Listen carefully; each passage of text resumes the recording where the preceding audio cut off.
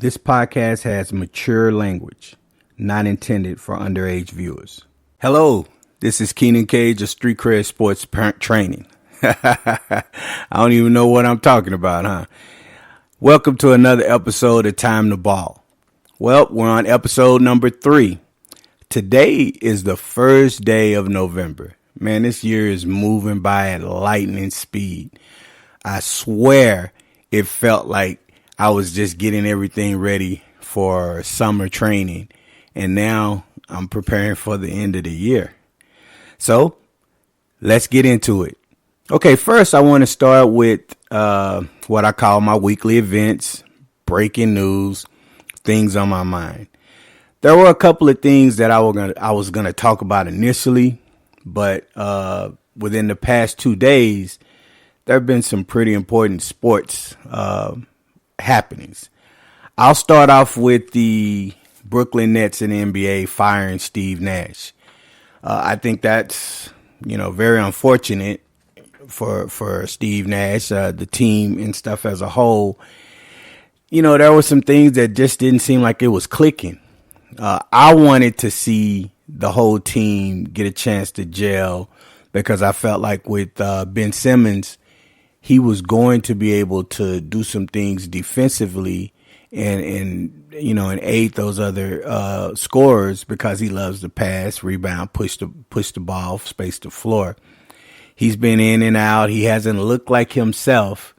He hadn't played for like almost 2 years. It seems like, with everything that happened in Philly. No, it hadn't been 2 years. It's been a year, a full year, and then some change, I guess. But he hadn't really seemed like himself. And typically when you're coming off a back injury, you really need to give that person some time to get his legs, get the flow of the game, figure things out that he or she wants to do. So you want to give a person some time. Okay. I don't think he's gotten the time because they're already killing him. Then you have the other stuff with Kyrie, things he said. I'm not going to get into what he said. I'm trying to stay out of the politics. Maybe, I try to. Sometimes maybe I might say something, but I do try to stay out of it. Very unfortunate. And, I'll say this. I think if you're going to make a statement, you have to be careful and make sure that you're going to not speak kind of vague, but be specific about what it is that you're trying to convey. Now, if that was the message that he was trying to convey, then, you have to own it and stand by it and not try to backpedal, if that's the way you really feel. And that's unfortunate in itself because, we all have to live on this planet. So we need to, learn to figure it out and help each other out. But Nash, did well his first year. And the last year was, kind of trials and tribulations with everything with COVID, injuries, the trading for Harden and then letting Harden go. So he had a lot of stuff. And they actually won last night, and it's really unfortunate, man. I always feel bad. Well, not always, because there are some people that get fired. I'm like, yeah, get his ass out of there. But that's typically because that coach has a bad reputation and they don't treat people right. So it was very unfortunate. I really feel that I think they're gonna blow everything up now. I think I could be wrong, and I hope I'm wrong because I want to see these guys gel and see them around, January, February when things are clicking. I want everybody. Look, here's always been my view when it comes to sports. I always want to beat you at your best. So I don't want, if I'm playing against a team, I don't want that team to have injuries or issues. I want to beat you at full strength. This way ain't no fucking complaints. You can't make no damn excuses. Oh, well, we lost because of this. Like, no, we beat y'all ass fair and square. Perfect example, Golden State in Boston. Now, their center position, he had been hurt. He was a little lingering, but he played very well against the Heat. And there were some real good games that he dominated. So, but Boston is known to go kind of small, just like Golden State does. So I would say they beat them at full strength. You have some championships like Toronto beating Golden State. Man, you missing 2 players, right? So sometimes, you have those things happen. It's unfortunate. It's part of the game. But I would have loved to see them have more time to really gel. But in sports, it's microwave. You don't get a chance to put that turkey in the oven and let it sit for 8 hours or 6 hours or whatever it is. I hope it ain't 8 hours. I have to ask my wife. I think it's more like it's probably more like 4 hours for the turkey. But if you microwave, you're trying to get it ready for in 35, 40 minutes. So that's kind of way sports are right now is, you got to win and you got to win fast. All right. But we'll see. We will see what happens. And I hope that, the Nets can turn it around because I like seeing these teams play against each other, and seeing who's the better team with what they have. So very unfortunate for Steve Nash. And, we'll see what happens, for the rest of the season. Now, what I was initially going to lead into, because the Nets firing Steve Nash happened within the past, hour. So I was like, well, I need to, speak on that. But my lead was going to be, Duncanville. Duncanville High School is a high school in Dallas and outside the Dallas area, suburb of Dallas. And they've had a great tradition of, state championships on the boys and the girls side. There was breaking news yesterday with UIL, which is a university. No, that's not university. I have to look it up because I don't want to say what it is. And I think I know, but I know it's Interscholastic League, but I don't think it's University of Interscholastic League. But in any case, Duncanville was set with a major penalty. The coach on the boys' side was suspended for a year, and on the girls' side as well. I believe on the girls' side it was a lot harsher. So that school won't be allowed to play postseason. I want to say it's 1 year or 2. On the boys' side, the coach won't be able to coach for the full year. Apparently what it was, I didn't read as much into the girls' side, but on the boys' side, they had a player who was ineligible, right? Well, that player was allowed to play because I guess somebody filed a lawsuit or injunction and it was going to court so that player could play for the season. And apparently it was kind of known that player was going to be ineligible, but they elected to play him feeling like they could, win the case. So they won the state championship, and now this comes down within a week before the season starts for the boys. The girls start the end of this week. Most of the first games are this Friday. So it's very unfortunate because you're punishing people who don't have anything to do with that, right? And yeah, they took the state championship from the boys and gave it to the team that they beat, but they beat the team by 20. And I think the team was McKinney in the state championship, and they took the state championship. McKinney gets the state championship, which is crazy because who won. I mean, people were there. They got blasted by 20. So you're giving them a state championship because the other team played with an ineligible player. I get all of that. But how's the team going to feel I think it's McKinney. How's that team going to feel like, yeah, we won? You got to kind of find a different way of doing things. But punishing other kids who had no knowledge, I mean, honestly, if they don't know what's going on, you're punishing people who, it's like you're taking a nuclear bomb to kill some mosquitoes in a sense. You have to figure out a better way to exact, punishment. Yeah, if that coach was doing what he was doing, yeah, you need to punish that coach.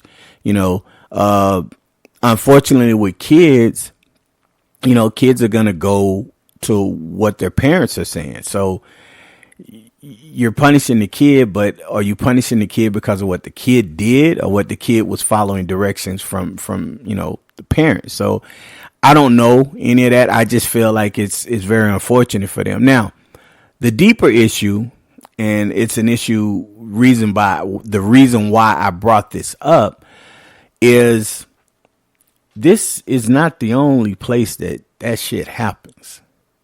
That's something that happens not just in the city of Dallas, in the city of Houston, in the city of El Paso, in the state of Texas. This happens everywhere. This is something that happens across the country.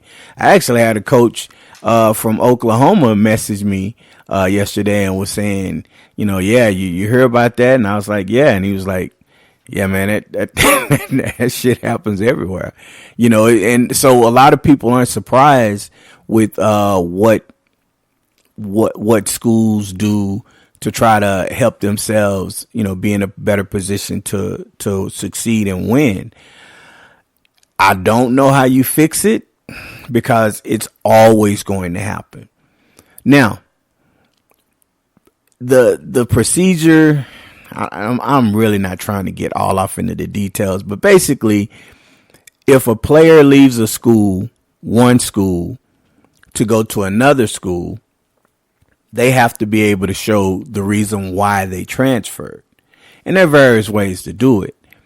What the UIL is wanting to make sure they accomplish is they're trying to make sure that they don't allow people to just go in for sports related reasons, right? You know what? UIL is University of Interscholastic League. That's what it is. It just sounded weird to say university, but that's what the UIL is.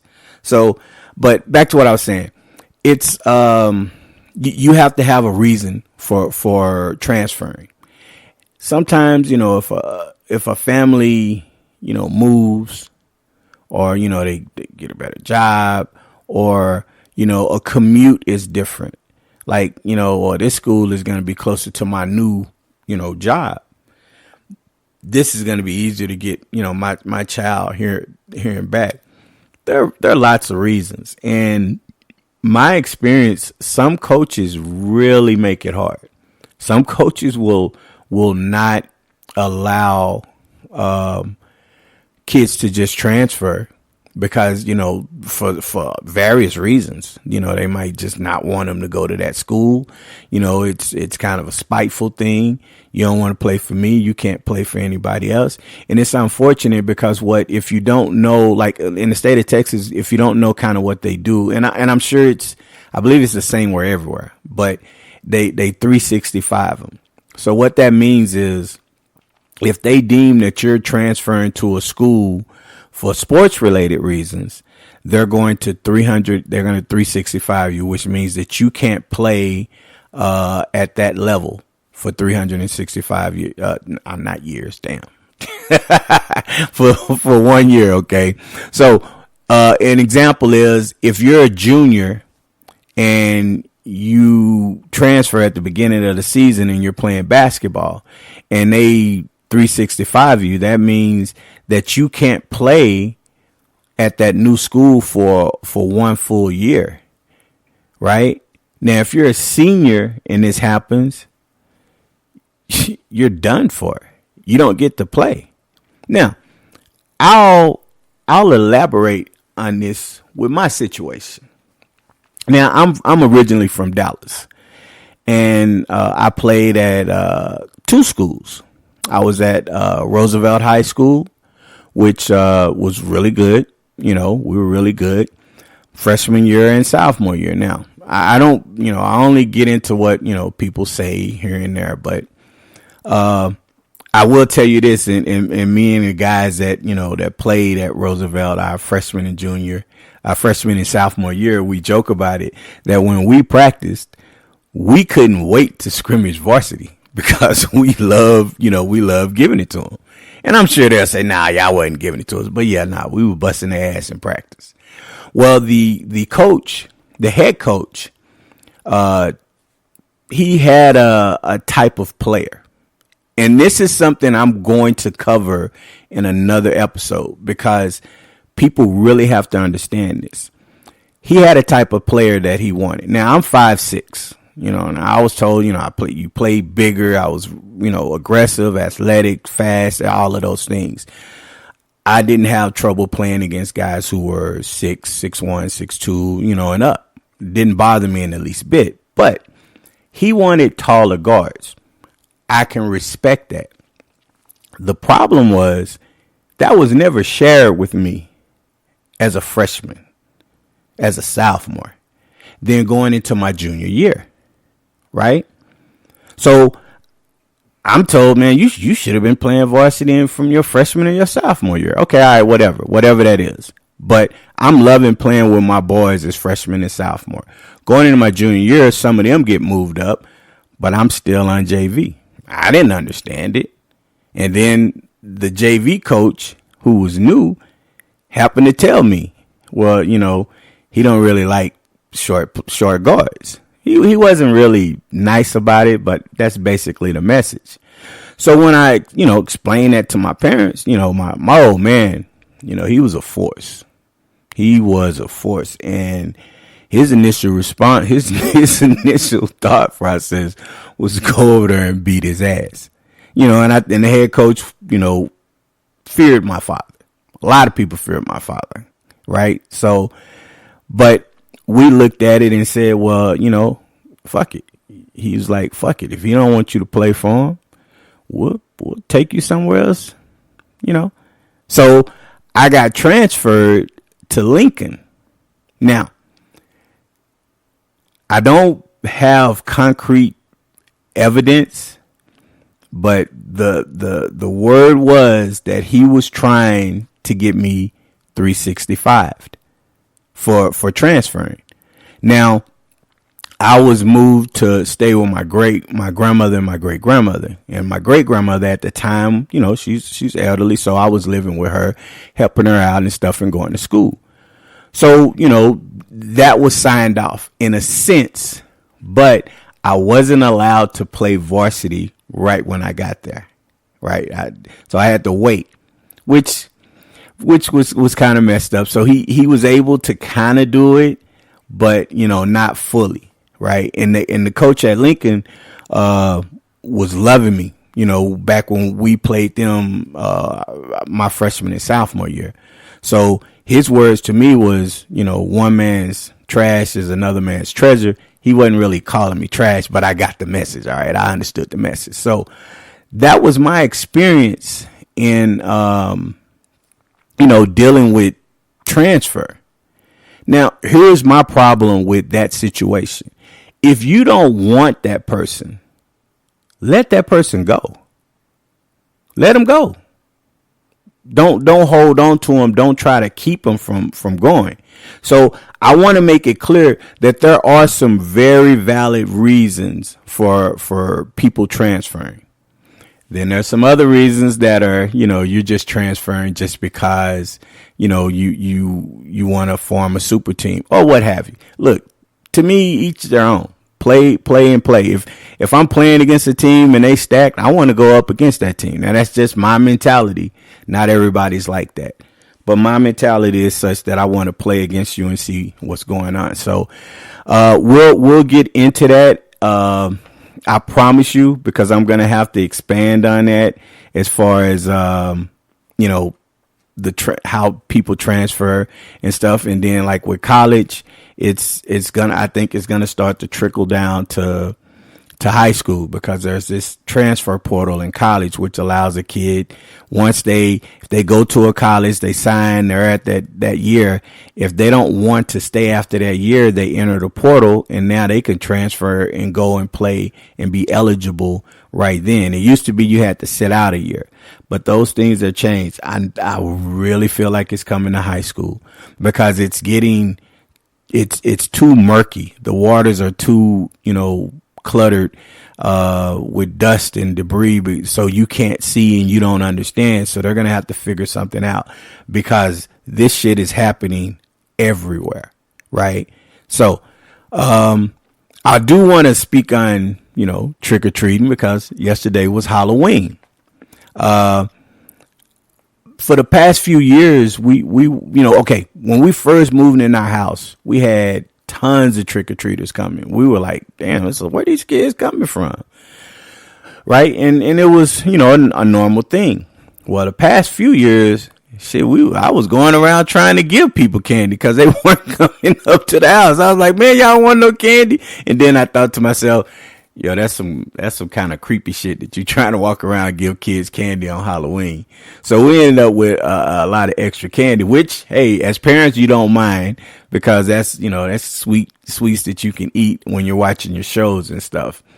But this year, we had quite a bit of kids that, came, and it felt like what it used to, way it used to be when we used to have Halloween, and kids would come up. Trick-or-treaters are a little different now. Like, I always thought when you walk to the door, you're supposed to say, trick or treat. Now, there are different sayings that you could say after trick or treat, but normally you were supposed to say, trick or treat, and you'd hold your bag open. They put candy in the bag, and then you go on your way. Shit, some of these kids were just coming and knocking on the door, and like when you open the door, they just look at you. Like, man, you man, you know why I'm here. Why you acting like that? You know why I'm here. Give it up. So some kids were like that, and then the parents would have to tell them, you got to say trick or treat and stuff. A happy Halloween, which is another saying. But no, we were happy to give the candy and stuff, because these past few years have been it's been rough. I mean, we're still in it, but the past few years were a lot more difficult than, what we've experienced as a race, as a world. So it was good to actually see some things, getting back to, way it was. So I enjoyed it. The costumes were good. One kid, he had a really nice blob looking costume. He was like in a bubble, but it was some kind of purple blob, which was really nice. But the poor kid had trouble walking. He was bumping into shit everywhere, and somebody was trying to guide him and stuff. So, it was a great costume. I think if you're going to stand there for a costume contest, but I think he might have to rethink. He probably was rethinking the fact that he got that to be doing all of that walking. There was some really nice, really nice costumes. There were some really scary costumes, and there were some really pretty creative costumes. So I really appreciated it. I also appreciated seeing older kids, and you tend to think sometimes like, oh man, they just trying to get some candy. They trying to get some free candy. They put a mark on their head, or they cover one eye and just say, I got punched, so this is my costume. Or, hey, they just come in regular, and it's like, well, who are you? Oh, I'm a guy who just got off of work. That's my costume. So, they have various reasons. I mean, for various costumes and stuff, and they're dressed up. But here's my take on it.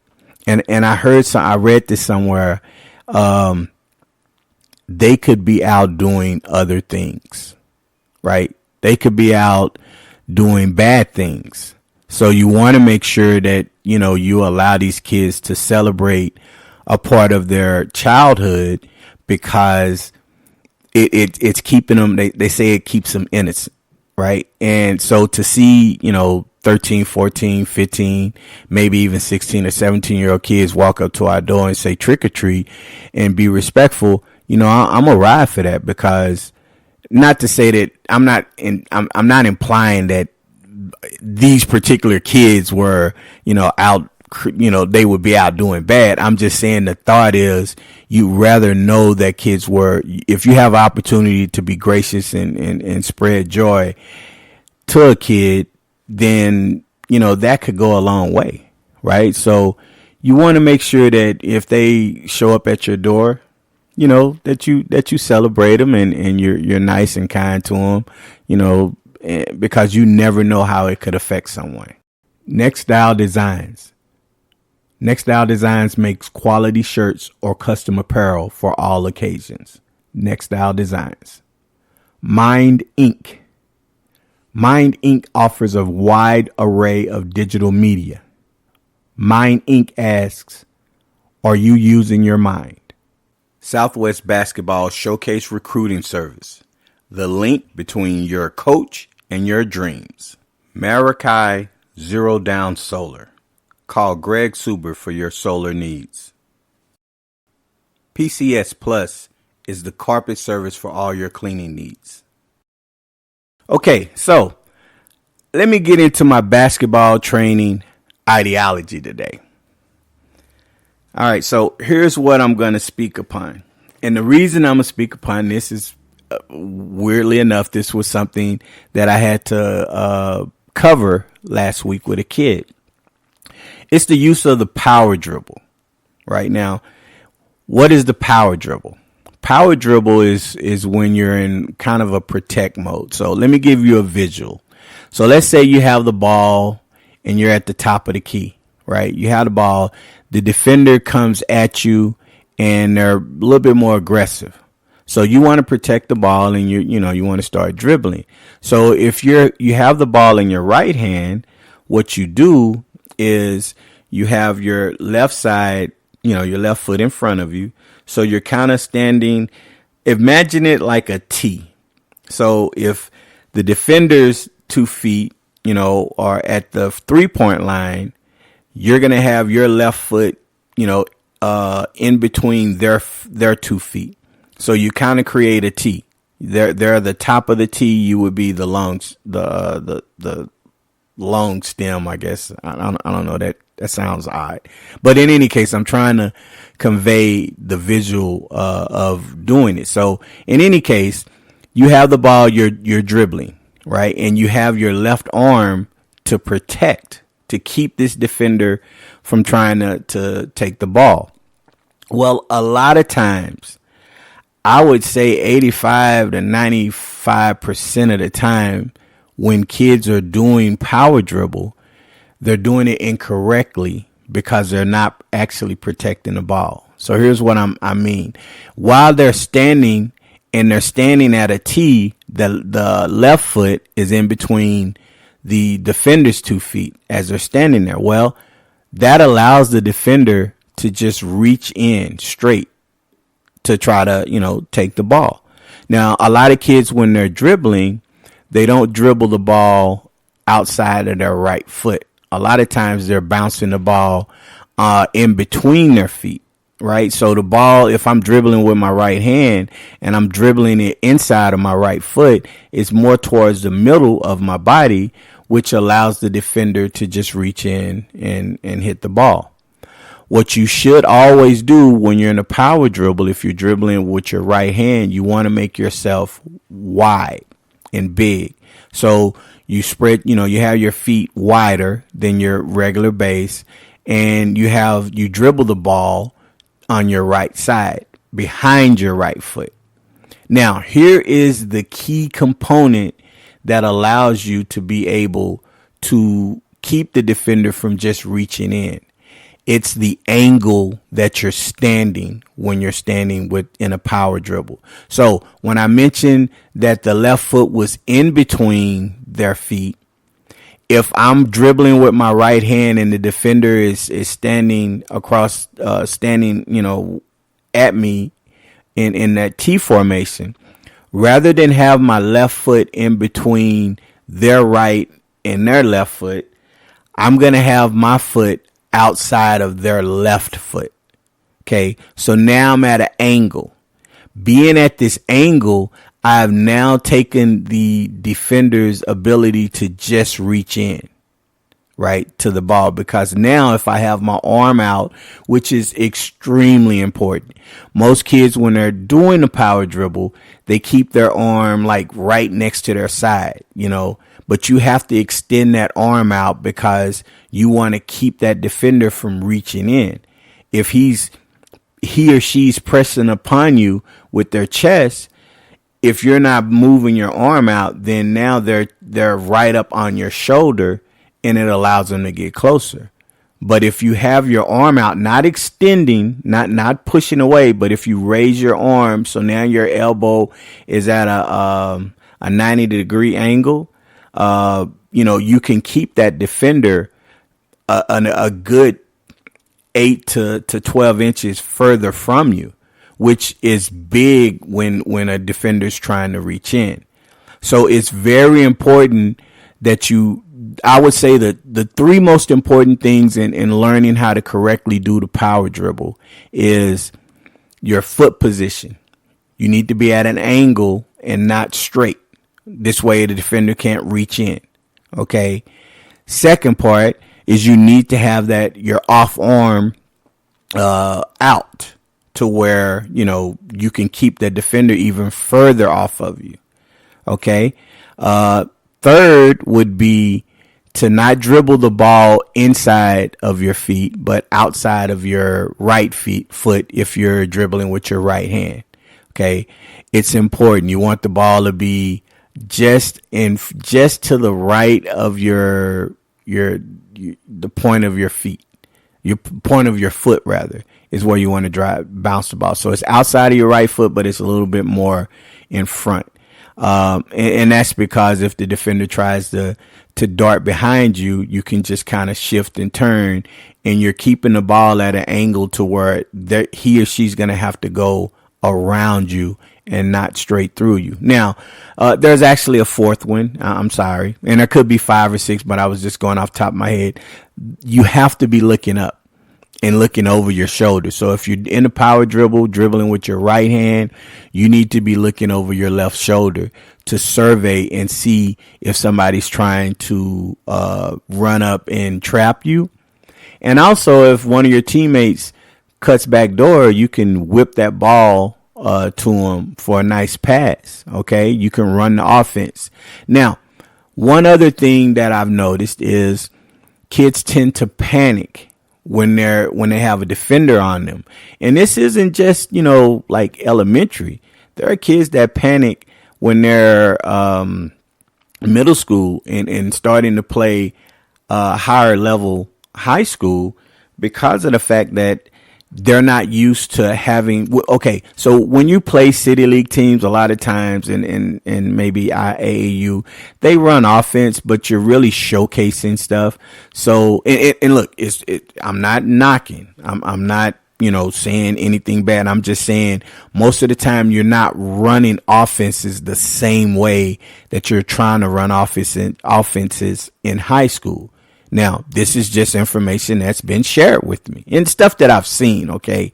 But majority of the, city league and stuff, there's ball movement, but there's a lot more, hey, you got the shot, you take it, you go. So you rarely have situations where you're trying to run a set and you have to hold that person off while that play develops, right?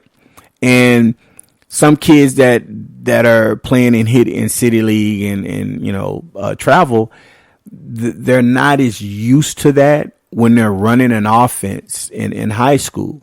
So some of them get a little antsy and they go back to things that they've worked on. I know I've worked on kids saying, you kind of, nudge them, kind of step into their space, and you use a retreat dribble to actually, keep the referee from calling the 5 seconds on you, right? And then you can get back into what you're doing.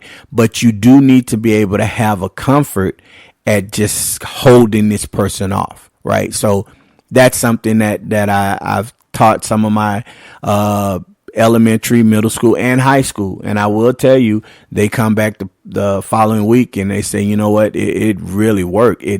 It settled me down. And they admit it. It's like, you know, I'm a little bit nervous and antsy by just trying to stand there. But the way you were explaining it and the way you were showing, and then I demonstrated. I'd have the ball and I'd tell them, okay, be extremely aggressive with me and try to take the ball. And just the calmness of keeping that person off and holding your ground and watching. And here's the thing. If the defender reaches one way or another and gets him or herself off balance, that's an easy drive to the basket. And that drive to the basket now forces the other defenders to react by either collapsing or rotating. So now I have the advantage to either shoot, drive for a layup, or draw defenders in and kick it out, right? That's not going to happen too many times. That defender's not going to make that mistake too many times because it cost them a point. And let me be clear. If I'm up top and I'm on Power Dribble and you make the mistake of reaching, that's your ass. We're getting a bucket. I'm either going to knock the shot down, I'm going to get to the basket and get a layup, or I'm going to find that person that I already know is going to be open for that open shot. Okay, so reach on me if you want. Now, I say that, you know, kind of tongue in cheek, but, you know, I'm 50. I turned 50 this year, and I ain't played basketball or, you know, hell in, 10, 12 years, something like that. You know, so I'm talking noise as a competitor, but, you know, hey, I'm just telling you, go ahead and try it. But in any case, it allows you to be a little bit more calmer, which is what both of them told me. And, you know, they were high school playing varsity, and I explained it to them. Those were the words that I was hoping that you would convey to me in talking to you, was calmness.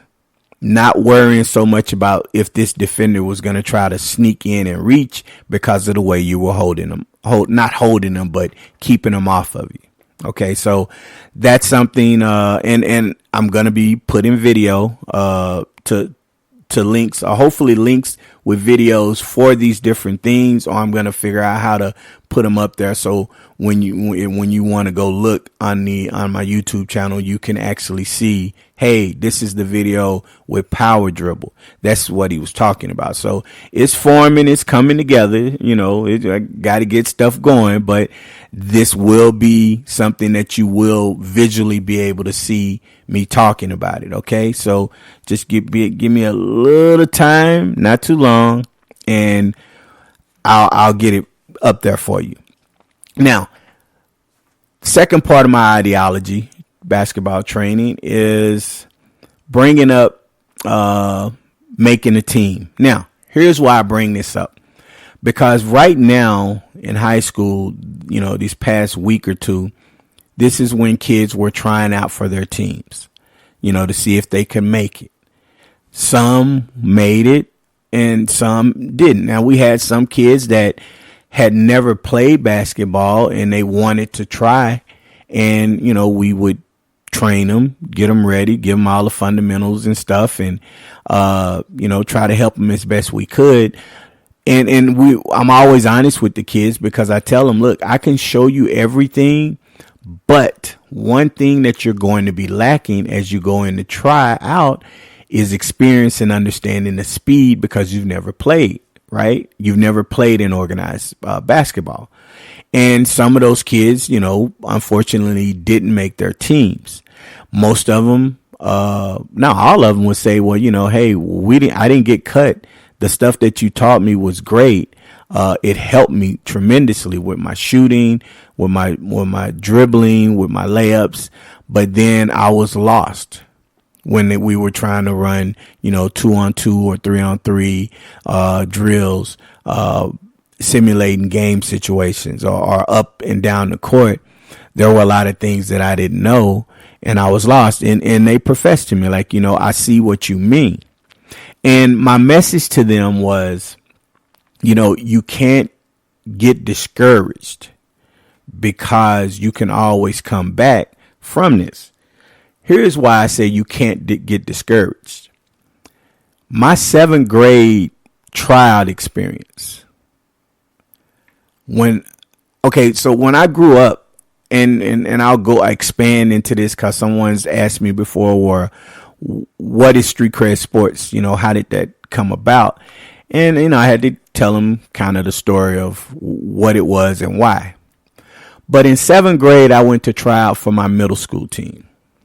And, I felt I was ready, man. I had the ball. I was like, yeah, I could dribble, I could shoot, I could pass, I can do anything and play exactly the way the coach wants me to play, right? So in the tryout, it was 3-on-3. So what I did was, pass, set a screen, cut to the basket, just like, I had been practicing things I had saw and everything. I'd break my guy down, get by my guy. Somebody would help. I'd pass the ball, and my 2 teammates were feasting. They were hitting all their shots because I was setting them up. So I just knew, when it came down to it, I already had my number and, and everything, and I'm visualizing it. He fucking cut me. I fucking got cut, right? So on my way home, I'm crying. I'm crying. I'm bawling. I don't want to do this shit no more. I'll never put a basketball in, and boo-hooing and everything. Cause it was about maybe 2.5 mile walk from my middle school to the house, right? I don't want nothing to do with it because I felt like I did everything I was supposed to do. By the time I was almost home, that sadness and crying and shit, it turned into anger. Because what I started thinking about was I started, reliving that whole tryout. And I asked myself, what was it that I didn't do? And honestly, I couldn't find anything that I didn't do incorrectly. What I found out later was he wanted those other kids because they shot. They could shoot the ball. Without understanding that I was getting them the ball.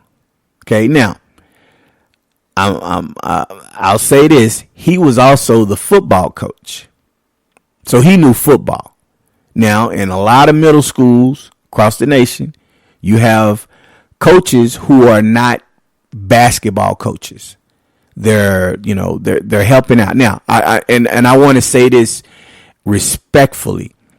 I appreciate the fact that they're helping, but they're being put in a position sometimes that's not favorable for them or favorable for the kids who are trying to try out.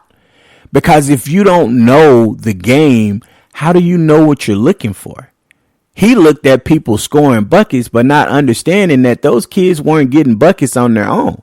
I was the one who was helping them get buckets. I was meticulously, that's the SAT word for the day. I was meticulously driving, depending on how that help defender was, driving to force him to come and help because the guy who was guarding me couldn't stay in front of me.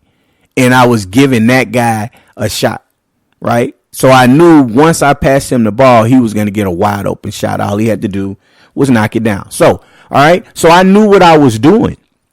So it didn't compute to me why I didn't make the team.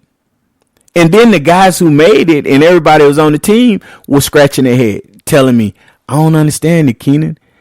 Man, you one of the better players. I don't understand why you didn't get in. So to me, I didn't take it like, well, he didn't like me. He didn't know me, so he had no reason to not allow me on the team.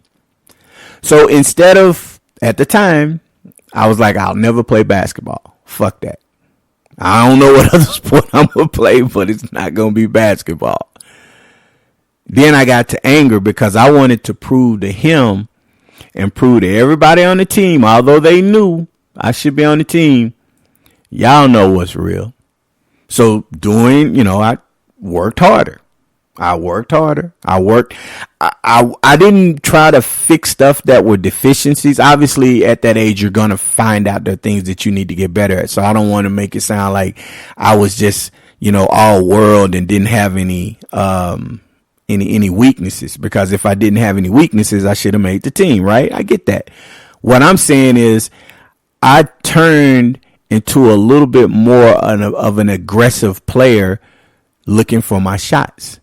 And when I played against the guys that I helped that were on the team, a couple of them were kind of like, yeah, I made the team and you didn't. The whole, teasing and messing with each other. Well, I took that shit to heart. And every time we played outside at lunch, I was busting their ass because I wanted to send that message to them. You only on the team because I helped you. But y'all know y'all couldn't fuck with me, right? So I took that negative and worked and worked and worked and worked and worked. So now when 8th grade comes around, tryouts, it wasn't any doubt who was the guard, who was that dude on that team, right? So my tryout experience, I try to instill that with other kids and say, look, sometimes we have to identify what it is that, that's the reason why we didn't do it. Look back and say it. So now I didn't find anything that I did wrong. I just understood that I should have been doing more scoring, right? I should have balanced it out and not just try to help others, because as a point guard, what I had learned growing up watching point guards play, you help your teammates score, right? So this next tryout, I was still passing, but I was getting to the rim, scoring layups, scoring shots, whatever I needed to do just to really put a little extra to show like, I'm a complete player, man. I can handle this position. And lo and behold, I made it as a starter, and everything else, continued to take care of itself. So my message to kids is, and parents of kids who didn't make the team, is you want to look to find out what it was. Because I always ask those kids, the important message is, did the coach come and talk to you about, what they felt you needed to work on? That's important, because it can drive you crazy. I didn't have that conversation. I self-assessed myself while I was crying tears, on my way home, and part of me was like, well, I better get this crying done before I get home, because, my mom and my old man see me crying. They're going to be like, what the fuck you crying for? You want me to give you something to cry for? They wouldn't have been out. Well, I don't know. They might have been a little like that, but, they would have been compassionate, because they knew how much time I was putting in to get there. So, but I always, want to ask, I always want you to find out what it is, because unless you know what it is, you're going to turn around and do the same thing over and over again, right? It's the definition of insanity. So you have to understand, if you don't make the team, why didn't you make the team? Was it your defense? Were you making bad passes? Did you not understand what the coaches were telling you to do in that moment? It's going to be various. And look, high school sports is really cutthroat.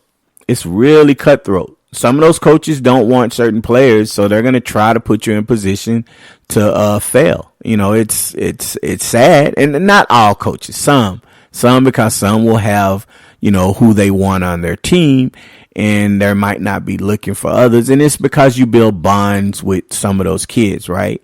So I get it. The one thing I've always wanted to say is, look, just to be real. Like, if my high school coach would have been real with me, I'd have said he was full of shit, because the product that I was putting on the court far outweighed the fact that I wasn't, 6'1". But I would have at least respected him. I'd have respected him for it, and I'd have moved on and went somewhere else, right? But to keep somebody on the team or not allow that person to make the team, if you don't allow that person to make the team, you're actually kind of helping them out, because they could go elsewhere. But there are some kids that will spend 2 and 3 years at the same school trying to make the team year after year after year, and they're good enough to play, but they don't get a chance to because that coach doesn't feel he or she is capable of helping you, right? So rather than saying, look, I don't think there's any way you're going to make this team as a freshman or as a junior or a senior.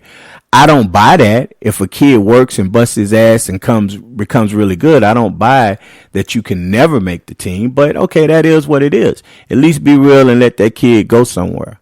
You know, if that kid goes to another school and the same thing happens, then, you know, maybe you need to look in the mirror and say, you know, maybe I'm not good enough.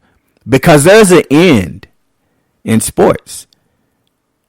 There are some kids that are going to be good enough to play middle school, but not high school. There are some that are going to be good enough to play high school and not college. And then there are some that are going to be good enough to play college, but not pros. So there's an end in sports, right? And you have to be accountable to yourself and understand that. So the message is, if you're trying out for a team, you know, don't give up. You know, you want to get with an organization, you know, training organization, a good coach or somebody who can help you to figure out the reasons why you didn't make the team and focus on those things that you were doing wrong to try to help bring them up to strength. But I will say this, if you're not playing organized sports, you need to get in and get on a team, you know, a city league team, to at least get experience going on. All right, so I want to talk about the stores. All right, now, what do you mean with the stores? What do you mean? Okay, when I went to get candy, we needed a couple of bags of candy for Halloween, right? So I go to Walmart, and I go in to get the candy, right? So I'm going to buy like 2 bags of candy. I go in, I swear I wasn't in the store for no more than maybe 10 minutes because I found the candy really quick, but I wanted to make sure, because you know they when you go to the stores now, they put the product that they want you to get, they put that shit all over the store. So like you go one place and then it's like, okay, it's not that much here, so it must be somewhere else. So I was kind of making sure I went around, but then I asked one of the associates and they were like, oh no, we're almost out. That's the only place that it is, right? So I was getting the candy, but from the time that I went in to actually buy it, you know, to grab the candy, to the time that I was going to check out, the fucking store had changed. It wasn't Halloween anymore. It was like Christmas. It was like Christmas shit already up within 10 to 15 minutes. And I'm looking around and I'm like, how the hell did this shit happen? And I see someone else who happens to be shopping as well. And we just kind of looked at each other because they came in before I did. You know, as we was walking in, they came in before I did. And, you know, and I'm going out and I guess they only had a few items to get. They're going out and we're looking around and we're like, I'm only going to assume that they're thinking it the way I'm thinking it. Like, where the fuck did all this Christmas stuff come from? And we looked at each other and we were like, damn. So Christmas is in full effect. They just didn't bypass Thanksgiving. And, you know, they're not even like, man, we ain't putting nothing up at Thanksgiving. We just going to let you know when the countdown comes, when you can come in and do a Black Friday or a Black Thursday. Hell, it's going to be Black Week at some point. It's not going to be Black Friday. It's going to be Black Week.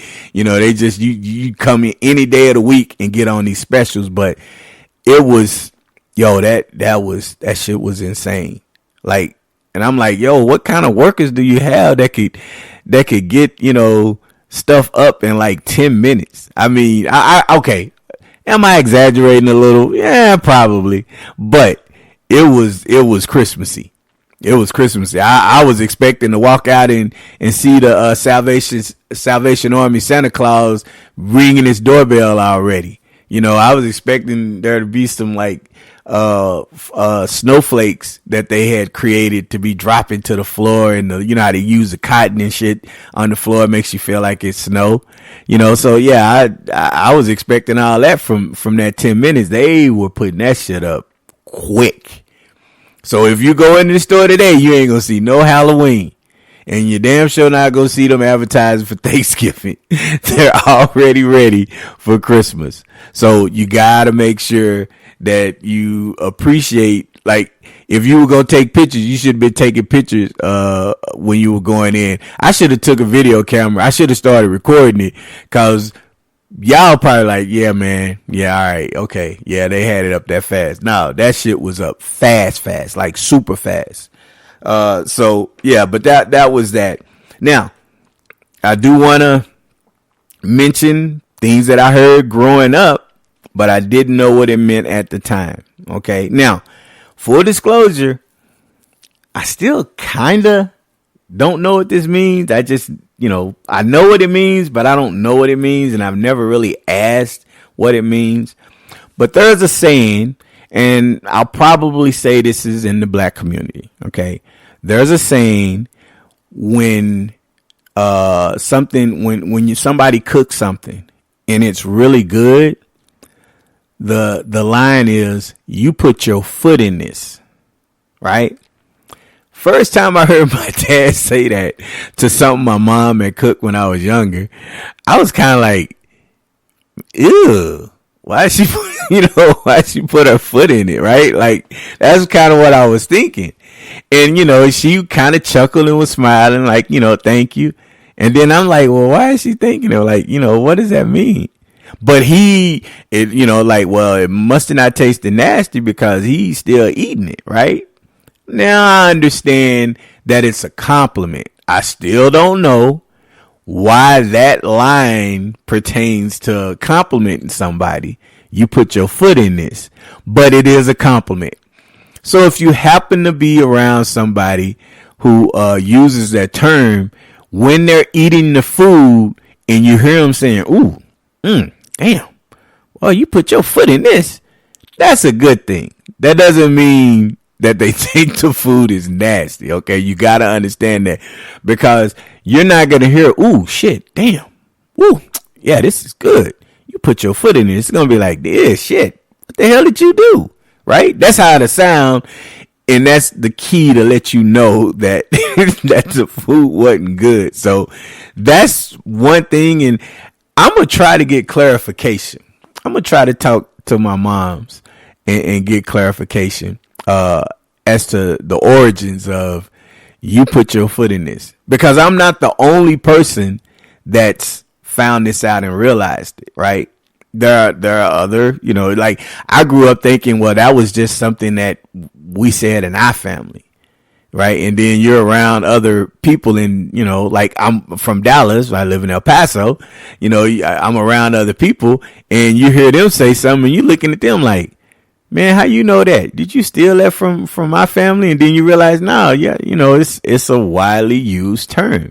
You put your foot in it. So, make sure you're using it in the right terms. Make sure you're using it because you like it. If you don't like the food and they're asking you how it is, don't tell them you put your foot in it. Just figure out a way to kind of, gloss over it and make them feel okay. Some people, like I've been around some people that just tell you straight up, man, nah, man, this shit was nasty. Right into your face. Like, you want me to be honest? Yo, this shit is nasty. Don't ever cook this shit again. Do not make this dish again. If you make it again and you ask me, I'm going to tell you that this shit was nasty. So that's just, what it is. I guess I kind of feel like we've kind of gotten to where everybody's so sensitive, of their feelings being hurt, I guess. So, I'm not saying we got to get back to just being mean and rude, but I'm always like, well, if you don't want the answer, there's something I was told, like, if you don't want the answer to the question, don't ask the question, right? If you ask the question, you got to be prepared that answer might not be what you wanted, right? Now I'm going to use this last analogy and I'm going to sign off. All right. If your spouse asked you, how does this look? You always have a choice, right? You could tell the truth and say, nah, that don't look good on you. But if you say that, you could be in the doghouse. Now, if you say that looks great when you know it doesn't, later on you could get punished for not saying it. So you have, I'm not going to tell you what to say. I'm just going to say you have to kind of figure out, how to answer some things. There's some people that you can be truthful with, and they're going to take it like with a grain of salt. I mean, not a grain of salt. They're going to take it and they're going to move on. There's other people you say something like that to, and you're like, a little bit more truthful. Yeah, it's going to be devastating. So you got to pick and choose your battles when it comes to that. So on that note, I just want to say, drop your comments as usual when it comes to things that you heard growing up, but you didn't know what it meant at the time. Anything in particular you want me to address on my basketball training ideology, I have to spread them out. I have so many things that I will be covering, but I have to kind of space them out. So I'm going through them. So if there's something in particular, or if you need me to expand on something that I've spoke of from this podcast or previous ones, drop me a comment and I'll definitely be sure to get to it. So I'll always end it, with if it was easy, everybody would be doing it, as in sports, as just in life as well. All right. Y'all have a good one. I'm out.